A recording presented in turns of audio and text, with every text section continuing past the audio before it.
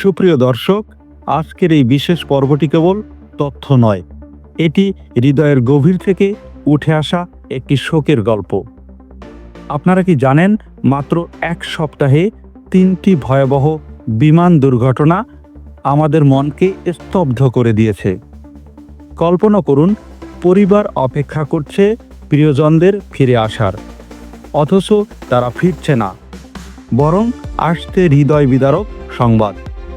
আজ আমরা আলোচনা করব দক্ষিণ কোরিয়া, কানাডা এবং আমিরাতে ঘটে যাওয়া মর্মান্তিক বিমান দুর্ঘটনার বিস্তারিত ঘটনা। ভিডিওটি শেষ পর্যন্ত দেখুন, কারণ এই তথ্য কেবল দুর্ঘটনা নয়, এটি আমাদের সবার জন্য একটি সতর্কবার্তা। শুরু করি দক্ষিণ কোরিয়ার মর্মান্তিক ঘটনাটি দিয়ে। মুয়ান আন্তর্জাতিক বিমানবন্দরে জেজু এয়ারলাইন্সের একটি বিমান অবতরণের সময় বিধ্বস্ত হয়। বিমানে থাকা 181 জন যাত্রীর মধ্যে 179 জনই মারা যান। এক মা তার 8 বছরের ছেলেকে শেষবারের মতো বিদায় জানিয়েছিলেন, কিন্তু জানতেন না এটাই হবে তার চিরবিদায়। এই দুর্ঘটনার কারণ ছিল একটি পাখির ধাক্কা। বিমানের ল্যান্ডিং গিয়ার ক্ষতিগ্রস্ত হওয়ার ফলে তা বিধ্বস্ত হয়ে যায় এবং মুহূর্তের মধ্যে আগুন ধরে যায়। তবে এই ভয়াবহতার মধ্যেও এক আলোর কণিকা ছিল। 2 জন যাত্রীকে জীবিত উদ্ধার করা সম্ভব হয়। দক্ষিণ কোরিয়ার ফায়ার সার্ভিসের কর্মীরা এই উদ্ধার কার্যক্রমকে তাদের জীবনের সবচেয়ে কঠিন এবং চ্যালেঞ্জিং মিশন হিসাবে বর্ণনা করেছেন। জেজু এয়ারলাইন্সের সিইও কিম ইভে কান্না জড়িত কণ্ঠে বলেন, আমরা নিহতদের পরিবারকে সর্বোচ্চ সহযোগিতা করব, কিন্তু এই ক্ষতি কখনো পূরণ করা যাবে না। এরপর আমাদের মন ভেঙে দেয় আমিরাতের ঘটে যাওয়া আরেকটি দুর্ঘটনা।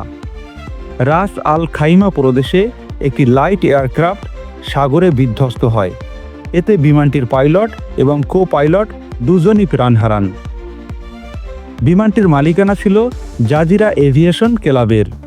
এই ধরনের লাইট এয়ারক্রাফটের নিরাপত্তা নিয়ে এখন প্রশ্ন উঠেছে। আমিরাতের জেনারেল সিভিল এভিয়েশন অথরিটি দুর্ঘটনার তদন্ত চালাচ্ছে।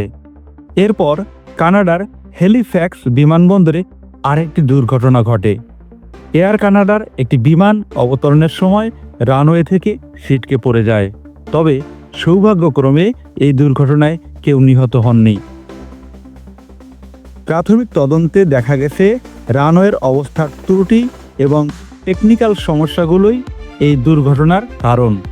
যদিও বড় ধরনের প্রাণহানি ঘটেনি, তবে এটি বিমান নিরাপত্তার ওপর বড় প্রশ্ন তুলে দিয়েছে। এই ঘটনাগুলো কেবল সংখ্যার মধ্যে সীমাবদ্ধ নয়, প্রতিটি প্রাণহানি একটি পরিবারকে চিরকালের জন্য শোকাহত করে যায়। দক্ষিণ কোরিয়ার একজন বাবা বলেন, আমার মেয়েটি পাইলট হতে চেয়েছিল, এখন সে আর নেই।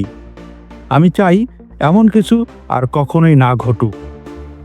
বিশ্বজুড়ে বিমান নিরাপত্তার ব্যবস্থা উন্নত করার জন্য এখনই কঠোর পদক্ষেপ প্রয়োজন। 2024 সাল আমাদের চোখে আঙ্গুল দিয়ে দেখিয়েছে যে প্রযুক্তি এবং মানব সৃষ্ট ত্রুটি আমাদের জীবন কতটা ঝুঁকির মধ্যে ফেলতে পারে। প্রিয় দর্শক, এই ঘটনাগুলো আমাদের শিখিয়েছে যে জীবনের প্রতিটি মুহূর্ত মূল্যবান। নিরাপত্তা একটি দায়িত্ব, যা শুধু বিমান কর্তৃপক্ষ নয়, আমাদের সবারই নেওয়া উচিত। আপনারা যদি মনে করেন আমাদের এই প্রতিবেদনটি গুরুত্বপূর্ণ, তাহলে অবশ্যই লাইক এবং শেয়ার করুন।